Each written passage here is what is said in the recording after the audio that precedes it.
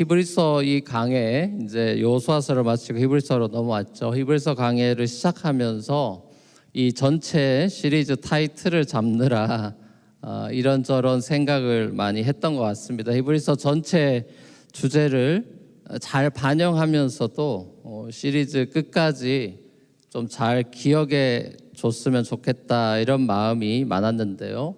그래서 좀 캐치하고 또 세련된 걸 하고 싶었지만은 이 5분 아침 묵상을 제가 준비하면서 이 울림이 있었던 그 2장 3절 말씀에서 제가 타이틀을 뽑게 됐습니다. 2장 3절 말씀에서 히브리서 저자가 이렇게 말씀합니다. 2장 3절 한번 보시면요.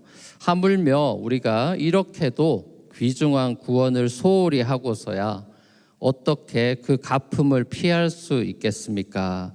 이 구원은 주님께서 처음에 말씀하신 것이요 그것을 들은 사람들이 우리에게 확증하여 준 것입니다. 이렇게 돼 있거든요. 자, 여기 보시면 3절이 하물며 이렇게 시작하죠. 그러니까 뭔가 여러분 짐작이 오실 겁니다.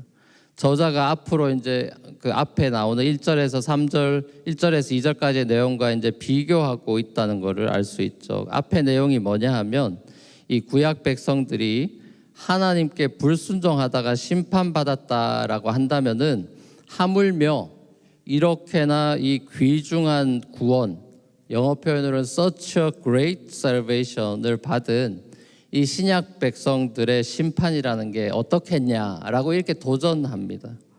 그러니까 여기서 제가 이 말씀에서 저도 도전을 받아서 이 타이틀 히브리서 시리즈 타이틀을 가져왔습니다. 그러니까 제게는 이 히브리서 전체 주제라는 게 이렇게도 귀중한 구원, such a great salvation, 이 예수님의 위대한 great, 위대한 구원, 이게 제 마음에 많이 와닿았습니다. 지난주부터 히브리서 이제 5분 아침 묵상을 시작하면서도 제가 말씀드렸듯이 히브리서는 이 전체가 1장부터 13장까지 전체가 한 편의 썰먼이라고 보면 됩니다. 썰먼, 하나의 설교입니다. 설교.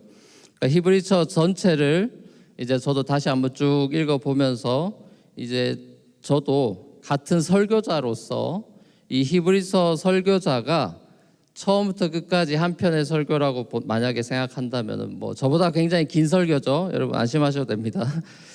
이 설교자가 처음부터 끝까지 강조하는 이 설교자의 어떤 그 톤이 저는 좀 느껴졌습니다. 무슨 얘기를 하고 싶은지 또 어떤 톤으로 지금 얘기하고 있는지 그런 게 좀 이렇게 다시 찬찬히 읽으니까 좀 느껴지더라고요. 자, 1세기 그 초대교회 성도들이 여러분 아시다시피 핍박을 많이 받던 사람들이죠. 그런 시절이죠. 자, 그 당시에 다시 원래 이제 유대교 다니다가 기독교로 컨버트한 사람들이 그 당시에 많았잖아요. 사도들도 마찬가지고. 그러니까 이 유대교로에서 컨버트를 했는데 핍박이 심하다 보니까 다시 유대교로 돌아가 버리는 이전 생활로 돌아가 버리는 그런 소위 말하는 이제 배교자라고 하죠. 배교자들이 생기고 또 그러면서 교회가 약간 힘을 잃어가고 신앙적으로도 열심을 잃어가던 그런 성도들에게 이 불을 뿜는 복음 설교가의 이 뜨거운 심장이 제게는 느껴졌습니다.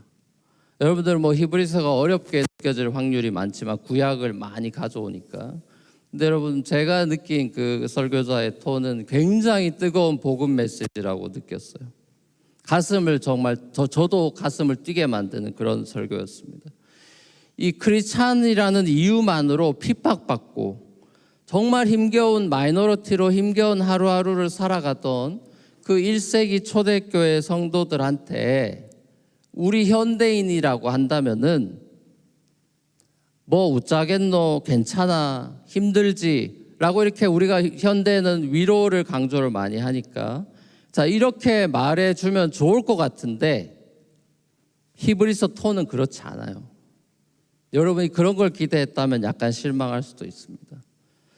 그런 어떤 그냥 한 번의 값싼 위로로 끝나는 게 아니라 이 정신 번쩍 들게 하는 메시지를 주는 겁니다. 여러분은 우리가 받은 구원이라는 걸 도대체 제대로 알고나 있습니까? 라고 반문하면서 우리가 받은 구원이라는 게 얼마나 귀중하고 위대한 것인지 제가 한번 다시 설명해 드리겠습니다. 이런 뉘앙스인 거죠.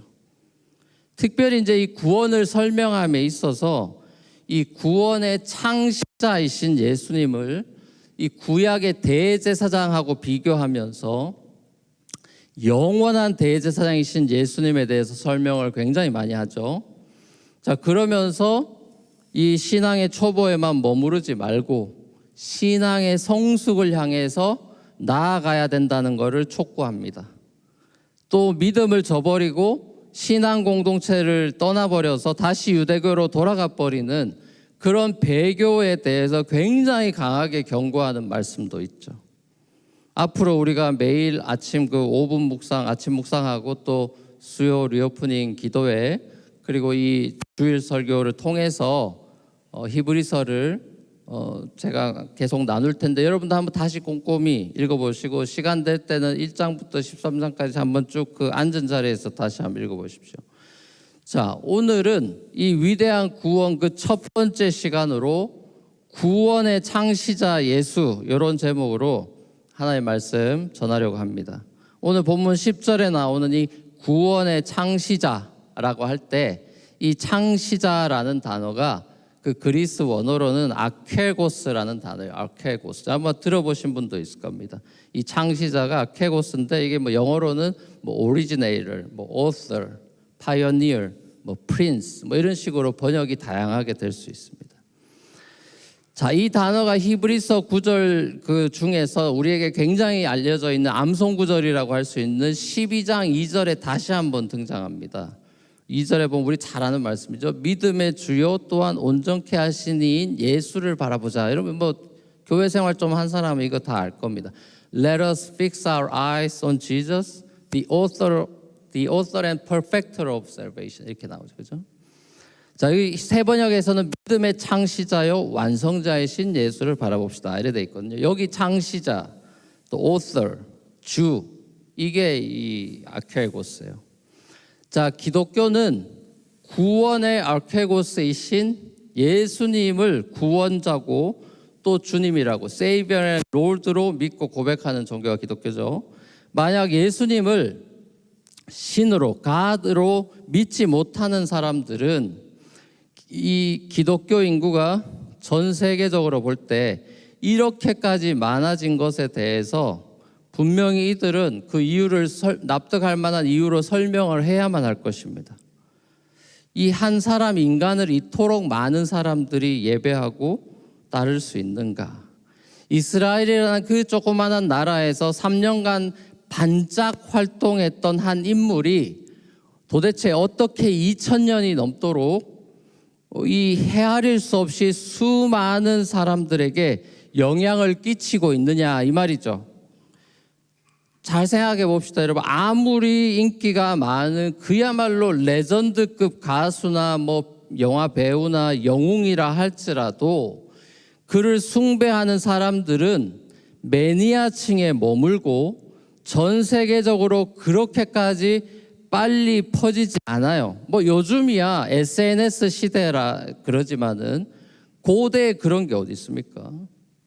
그러니까 예수에 대한 뉴스라는 게 오랜 세월이 지나면 지날수록 점점 더 잊혀져 버리는, 사람들한테 묻혀져 버리는 그런 뉴스가 아니었죠.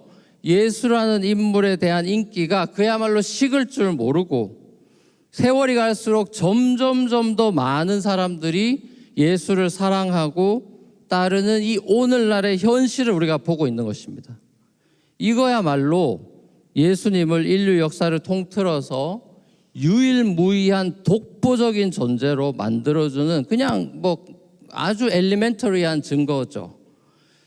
이 특별히 예수님에 대한 뉴스가 다른 그 어떤 역사적인 인물보다도 사후에 엄청나게 빠른 속도로 퍼져간 것을 우리가 보게 되는데요. 예수님이 승천하신 후에 10여 년 만에 사도 바울에 의해서 그 증언들이, 이 부활하신 예수에 대한 증언들이 담긴 편지가 사람들 사이에 막 돌려가면서 읽히기 시작했고, 예수님이 승천한 지 30년이 지나서는 이제 여러분 아는 복음서, 사복음, 이제 공간복음서가 쓰이기 시작했죠. 기원전 6세기쯤에 살았던 그 부처의 생애가 대부분 AD 1세기에 기록됐기 때문에 그 간극은 600년이나 됩니다. 또 이슬람 창시교인 무하마드 같은 경우는 AD 632년까지 생존했는데 그 생애를 기록한 정기는 AD 767년에 쓰였으니까 한 135년이 걸렸어요. 그럼 공자는 어떠냐? 공자의 생애가 기록된 책은 하나밖에 없는데 사마천의 이제 공자세가라는 책인데 이 공자의 생애는 공자가 죽은 지 약 400년이 지나야 기록이 됐습니다. 자, 그러니까 예수님에 대한 역사 기록이 가장 짧은 구전 전승이라는 입과 입으로 전파되는 것이 가장 빨리 전승됐고, 그리고 그게 이제 기록이 됐고, 고대 이제 문서들 동양이든 서양이든 통틀어서 예수님에 대한 기록은요 압도적으로 수백 배, 수천 배가 많습니다. 사본 자체가. 그러니까 신약 성경의 일부나 전부를 포함하는 현존하는 이 신약의 사본이 몇 개냐? 옛날 겁니다. 이게 요즘 같이 카피할 수 있는 시절이 아니죠. 손으로 다 쓰는 겁니다. 이게 몇 개가 있냐면 24,000개여 개가 사본으로 발견된 것만 그렇습니다. 발견된 것만. 자, 그러니까 신약 성경하고 이제 비교를 고대 학자들이 이제 고고학자들이 역사학자들이 또 고고학자들이 비교할 때 많이 쓰는 게 대조서적으로 많이 가져오는 게 뭐냐면 호모의 일리어드입니다. 호모의 일리어드 여러분 잘 아시죠? 호모의 일리아드랑 비교를 많이 하는데 왜냐하면은 이 신약 성경이 많은 사람들한테 읽히고 암송되고 또 비문에 적히기도 하고 또 후세 사람들에 의해서 계속 카피가 전해지듯이 이 호모의 일리어드도 많은 사람들한테 애송이 되고 지금까지도 내려져 왔기 때문에 이제 비교를 많이 하는데요. 성경을 제외한 고대 문서 중에서는 실제로 이 일리어드가 사본수라든지 정확도 이런 거에 있어서 고고학적으로는 제일 신뢰도가 높은 책입니다. 옛날 책 중에.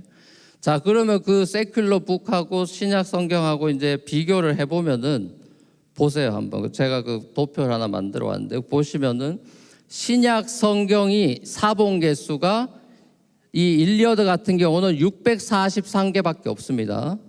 근데 이 신약 성경 몇 개라고요? 40배가 더 많은 겁니다. 그죠? 그러니까 40배 높은 신뢰도가 있고 이 일리어드 원문하고 최초로 카피한 사본 간의 시간 간격이 500년이나 무려 있기 때문에 시간적인 차이에 있어서는 신약이 일리어드보다 20배 정도 신뢰도가 높은 겁니다. 또 오류의 정도에 있어서 25,000개쯤 되는 그 사본들, 그 25,000개나 되는 사본들 사이에 대차 대조를 해봤더니 오차 범위가 0.5%밖에 안 되는 거예요. 자, 근데 사본이 643개인데도 불구하고 일리어드는 차이가 5%나 차이가 납니다. 그러니까 신약 성경이 이제 역사 기록물로는 10배 정도 더 또 신뢰도가 높은 거죠. 자, 보세요. 압도적입니다. 모든 면에서. 자, 그러면 신약이 전부 다 뭐 복음서뿐만 아니라 신약 27권 전체가 다 예수님에 대한 이야기라고 할 때 예수님이 이 세상에 살았던 고대 인물 중에서 역사적 인물 중에서 가장 확실한 역사적인 신뢰성을 가질 수 있는 역사적인 인물이라고 이거는 뭐 부인할 수가 없는 것입니다. 그러니까 다른 고대 인물들과는 달리 예수님에 대한 기록 중에 일부는 그의 죽으심과 부활에 관한 거죠. 이거를 본 500여 명의 아이위니스가 있다 그랬잖아요. 근데 신약이 쓰였을 때는 이 500명의 아이위니스가 거의 다 살아있을 때 기록된 거기 때문에 만약에 거짓이 있었다라고 한다면 이 신약 성경 중에 뭔가 말이 안 되는 게 있었다고 한다면은 그거 분명히 댓글 걸고 이거 아니라고 주장한 사람들이 속속들이 드러났을 겁니다. 자, 이렇게 볼 때 예수님의 역사적인 실존에 대해서는 이견의 여지가 사실상 없습니다. 그 누구를 갖다 대도 예수님하고 비교가 안 돼요. 다만 그렇다면은 예수님에 대한 수많은 증인들의 그 동일한 똑같은 고백이, 저자가 다 달라도 다 똑같은 소리 하고 있는 이 동일한 고백이 그러면 얼마나 신빙성이 있고 진실하냐, 이거 믿을만 하냐라는 이제 거기에 선택이 남아 있는 거죠, 사실.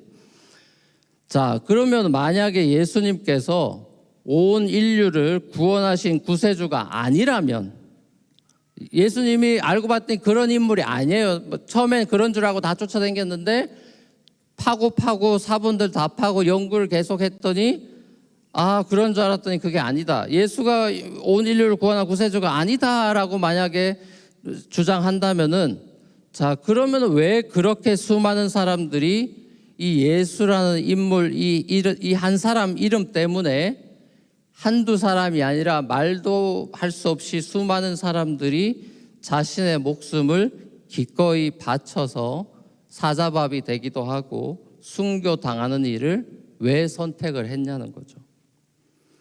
더 신기한 거는 예수님이 승천한 지 2000여 년이 지나도록 아직도 여전히 그 이름 때문에 순교당하는 사람들이 왜 지구촌에서는 사라지지가 않냐는 거죠.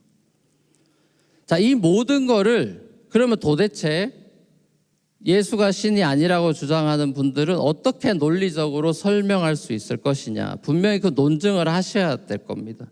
만약 누군가가 예수님이 정말 신이 아니라고 논리적으로 증명하고 싶다면은 오히려 드러난 증거들과 증인들의 고백들을 싸그리 다 무시해야만 할 것이고, 전 세계에서 아직도 예수를 위해 죽음을 선택하는 사람들의 그 수많은 사람들의 심리를 분석하고 논리적으로 설명할 수 있어야 할 것입니다. 그게 뭐 집단 광기가 됐던 집단 착각이 됐던 뭐가 됐던 간에 글로벌하게 식을 줄 모르는 예수의 인기몰이에 대해서 분명하게 설득력 있게 설명할 수 있어야 할 것입니다. 소위 이제 월드 릴리전이라고 불리는 종교 중에 사람을 신으로 예배하는 종교는 기독교밖에 없죠. 그건 뭐 여러분 잘 아시죠? 다른 종교들은 그저 눈에 보이지 않는 어떤 절대자, 신, 그런 것들을 예배하는 종교지만 기독교는 유니크하죠. 왜요? 예수라는 사람을 예배하는 종교입니다. 자, 그럼 기독교라는 건 왜 이토록 예수에 집착하는 것인가? 예수가 그저 위대한 위인이나 성인에만 그치는 분이 아니기 때문인 거겠죠? 예수님은 그야말로 하나님의 영광의 광채시고 이 땅에 오신 하나님의 아들이시고 만물을 지으시고 만물을 보존하시는 창조주 하나님으로부터 모든 만물을 다 물려받은 만물의 상속자이기 때문이다고 히브리서 기자는 이런 얘기들을 쫙 늘어놓고 있죠. 1장에서. 만물의 상속자라는 말은요, 예수님이 이 모든 만물이 내 거다 이 소리 하시는 겁니다. 만물의 상속자라는 말은 이 모든 만물이 예수님이 This is mine 이라고 하기 때문에 어떻게 보면은 모든 만물에 대해서 애정이 제일 많은 사람은 인간도 아니고 저도 아니고 여러분도 아니고 이 모든 피조물과 만물에 대해서 제일 애정과 애착이 많은 분은 This is mine 이라고 하신 예수님이죠. 그 애정이 많고 애정이 많다는 건 뭡니까? 거기에 대해서 책임을까지 지겠다는 책임의식이 강해지죠. 그렇죠? 우리 이렇게 찬양팀 셋업하고 이렇게 하면서 이게 하시는 분들은 자기 애정이 있어서 이런 사역을 하면 이 선 하나 뭐 실수 안 하는 거 이런 거에 책임이 강해. 여러분은 그냥 와서 예배만 하면 되겠지만은 이 하시는 분들은 다 책임 하나라도 실수 안 하려고 책임지려고 하죠. 애정이 많으신 예수님이 만물에 대해서 책임을 지시려고 한다는 소리입니다. 자, 그래서 예수님께서 죄로 인해 타락해버린 이 세상 만물을 고치고 회복하는데 저와 여러분들의 그 감정하고는 비교가 되지 않는 것이, 그 애정하고는 비교가 안 되죠. 그 애정을 갖고 이 땅에 책임의식을 가지고 직접 오신 거죠. 그래서 그 예수가 죄인들처럼 피와 살을 가진 사람의 모습으로 오셔서 몸소 시험도 받으시고 고난도 당하셔서 시험받고 고난당하는 저와 여러분을 우리가 찬양했듯이 공감하시고 이해하시면서 우리를 죄와 사망의 공포로부터 해방시켜 주셨죠. 이걸 이제 우리가 구원받았다 이런 표현하죠. 우리를 구원해 주셨습니다. 자, 그 구원을 이루시기 위해서 하신 예수님의 사역이 구약에 나오는 이 대제사장과 비슷하다는 점을 이 히브리서 설교자는 간파를 하고 그거를 주목하고 설명해 줍니다. 모든 백성들의 죄를 대신해서 하나님께 나아가서 죄 용서함을 받는 이 대제사장의 사역을 예수님께서 이 땅에 오셔서 완성하셨습니다. 이 주장을 히브리서에서 계속하는 겁니다. 히브리서 아니면요 우리 이거 몰랐을 겁니다. 히브리서 외에는 이거 얘기하는 성경이 하나도 없거든요. 이 대제사장 되신 예수님은 히브리서에만 나옵니다. 자, 그러니까 그 누구도 대신하거나 감당할 수 없는 이 만물의 구원을 예수님께서 직접 이루셨기 때문에 예수님이 유일한 구원의 창시자가 되는 것입니다. 아케고스가 되는 거죠.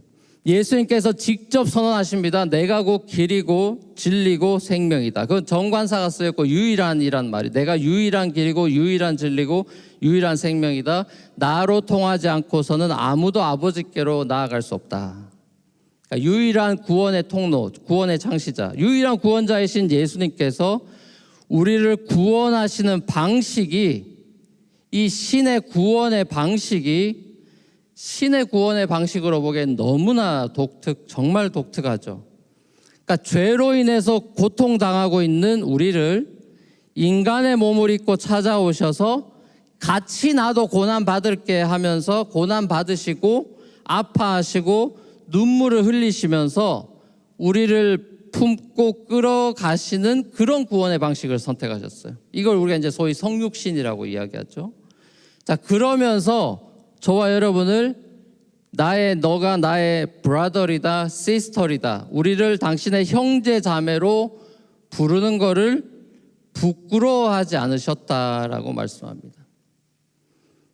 여러분, 혹시 여러분 중에 친형제 자매가 여러분 모르겠습니다. 여러분 좋은 가정에서 지냈으면 그럴 리가 없겠지만은 조금 애매했으면 그럴지도 모르는데, 친형제 자매 중에 어떤 한 명이나 두 명이 약간 부끄럽다, 내가 얘 볼 때 약간 부끄럽다, 남들한테 자랑할 만한 동생은 아니다, 약간 부끄럽네, 너 같이 약간 간극을 두고 쇼핑 가고 싶은 여러분의 친형제나 자매를 보면서 너 때문에 진짜 내가 창피하다, 창피해, 자라면서 어릴 때는 이런 말을 할 수 있을 겁니다. 아마 왠지 다른 사람들보다 약간 못나 보이고 찌질해 보여서 같이 있는 거나 형제지간이야 라고 남들한테 떳떳하게 말하는 것조차 부끄러워하는 사람들도 여전히 요즘도 간혹 있죠. 같은 인간, 같은 죄인끼리도 뭐 상종을 한다느니 상종 못할 사람이라느니 이런 말을 우리 인간들끼리도 하잖아요. 자, 하물며 여러분, 하물며 죄 없으신 예수님이 죄인인 저와 여러분들을 향해서 얘 내 동생이야, 내 시스터리야, 내 브라더리야 라고 우리 죄인된 어디 내놓기도 부끄러운 저와 여러분에 대해서 그런 게 없대요. 그뿐입니까 여러분? 안 부끄러워한 정도뿐입니까? 저와 여러분으로 인해서 하나님 아버지 앞에서 우리와 함께 있으면서 뭐 하신답니까? 찬미한대요. 찬송한대요. 우리와 함께 있고 우리로 인해서 하나님 앞에서 찬송한대요. 정말 이거 기가 막힌 얘기입니다. 너무 기가 막힌 얘기죠. 예수님이 저와 여러분의 이 오늘의 예배 중에도 임하셔서 우리만 찬양하는 게 아니라 예수님이 함께 찬양한대요. 하나님께. 우리가 하나님께 예배하는 우리의 찬양 중에 예수님께서도 우리와 함께 회중 찬송으로, 회중과 함께 찬양하겠나이다 했잖아요. 회중 찬송으로 하나님 아버지의 이름을 찬양하신대요. 정말이지 너무나 놀라운 신의 겸손을 봅니다. 역시나 이 겸손의, 신적인 겸손의 절정은 십자가죠. 예수님은 급기야 스스로 목숨을 내어놓는 죽음을 선택하셨습니다. 그 십자가 죽음을 통해서 우리가 가지고 있는 이 마지막 최고의 인간 최고의 공포라고 할 수 있는 죽음을 부활로 이기는 승리를 통해서 우리를 날마다 죽음으로 겁박하는 악마를 멸하시고 일평생 따라다니는 이 죽음에 대한 두려움, 공포를 물리치셔서 우리에게 부활의 이 산 소망을 주셨죠. 자, 그리고 마침내 우리를 하나님의 영광 안으로 끌어들이셨습니다.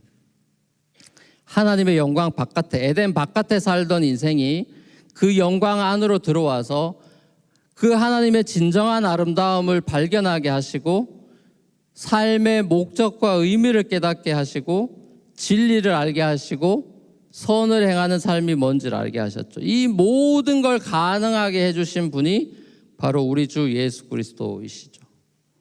스스로 우리의 대제사장이 되신 예수님께서 우리의 죄를 대신 갚으시고 우리를 위해 죽으시고 우리를 위해 고난받으시고 우리를 위해 시험 받으셔서 우리를 구원해 주셨습니다. 자, 이렇게도 위대한 구원, Such a great salvation, 이렇게도 귀중한 구원을 받은 저와 여러분이 그럼 어떻게 이 구원을 neglect 하거나 ignore 할 수 있냐? 히브리서 설교자는 불을 뿜고 있습니다. 죄인인 나를 부끄러워하지 않으시고 나를 사랑하는 동생이라고 부르시는 예수님, 우리와 함께 하나님의 이름을 찬양하는 회중의 한 사람으로 우리와 함께 서서 찬양하시는 예수님, 우리 눈에는 보이지 않아도 오늘 우리의 예배 가운데 함께 하셔서 아버지 하나님의 이름을 함께 찬양하시는 예수님. 자, 우리가 믿는 기독교는 저 멀리 계신 하나님을 잘 보이려고 막 선행을 행해서든 뭐 돌을 닦든 뭐가 해서 저 멀리 계시는 신을 하염없이 찾아가는 종교가 아니죠. 이미 우리 곁에 우리 마음까지 오신 예수 그리스도를 하나님으로 고백하는 종교가 기독교입니다. 자, 특별히 우리가 시험당해서 비틀거리는 그 삶의 자리, 우리가 고난당해서 모든 기쁨과 소망을 다 잃어버린 그 자리로 찾아오셔서 우리에게 주시는 메시지는 뭡니까? 우리가 뭐 기도할 힘도 없고 이제 삶에 지치고 낙심하고 뭐 거의 믿음 없는 사람처럼 나자빠져 있고 뭐 그럴 때나 저나 여러분이 아마 그런 시간들이 간혹 있을 겁니다. 매번 그러진 않겠지만은 너무 삶에 큰 그 허리케인 같은 거 맞아가지고 휘청거리고 완전히 바닥에 넉다운 돼 있을 때, 자, 그럴 때 예수님은 뭐 하실까요? 그럼 이제 그게 우리의 질문들이죠. 코로나 중에 예수님 뭐 하시고 뭐 이런 어려움 중에 그럼 도대체 뭐 하시나? 자, 그런 게 이제 우리의 질문이죠. 자, 그런 삶의 자리, 자, 그런 자리에 있을 때 우리가 예수님이 분명히 말씀을 하셨어요. 우리가 기억을 못해서 그렇지. 예수님이 분명히 말씀을 하셨습니다. 뭐라고 말씀하셨죠? 예, 십자가에서 말씀하셨죠. 우리가 지금 당하는 고난하고 비교된, 내가 뭐 아무리 고난 받아봐야 십자가에 매달려서 무슨 그 육체적인 그 어려움만 아니라 하나님으로부터 저주받는 지옥의 맛을 보는 그 정도까지 우린 가지는 않았잖아요. 그게 아닌데도 힘들어하는 사람들이니까, 그럼 최악의 고난의, 인류 최고의 고난의 현장 속에서 하셨던 예수님의 메시지를 기억해야 되는 거겠죠. 그때 예수님 뭐라 그럽니까? 다 이루었다 그러셨어요. It is finished. It is finished라고 하셨어요. 다 이루었다. 그게 무슨 소리입니까, 여러분? 다 책임졌다는 거예요. 책임의식을 가지고 와서 다 책임졌다. It is finished. 다 이루었다. 내가 너의 시험을 나도 겪었다. 너만 고난받는 게 아니라 나도 고난받았다. 너만 시험 당하는 게 아니라 나도 시험 받았다. 마귀한테 40일 그 금식 후에 시험 받으셨죠. 우리만 배고픈 게 아니라 예수님도 먹을 거 없이 배고픈 적이 있고, 배신도, 가룟 유다한테 배신도 당하고, 저와 여러분들이 겪을 걸 정말 다 겪으셨어요. 그분이 긍휼의 눈빛으로 우리에게 하시는 말씀이 뭡니까? It is finished. 다 이루었대요. 우리와 함께 하시면서 계속 그 메시지로 리마인드 시켜주시는 예수님.